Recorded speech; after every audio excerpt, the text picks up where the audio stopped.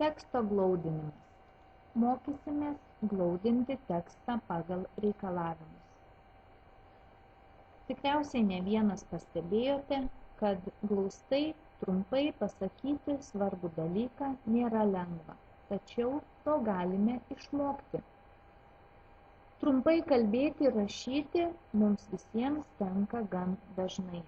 Tai žinutės, pokalbiai telefonu, nurodymai, kaip atlikti darbą, instrukcijos, reklamos, pranešimai.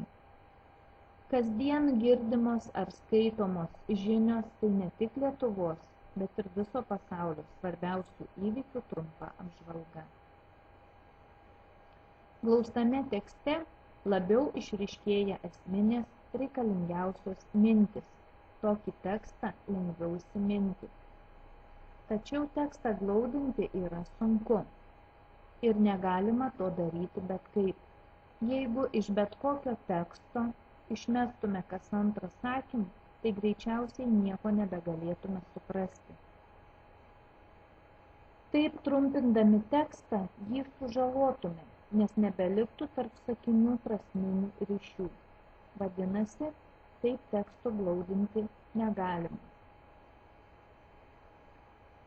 Prieš glaudinant tekstą būtina išskirti esmines, tai yra svarbiausias pagrindinės jo mintis.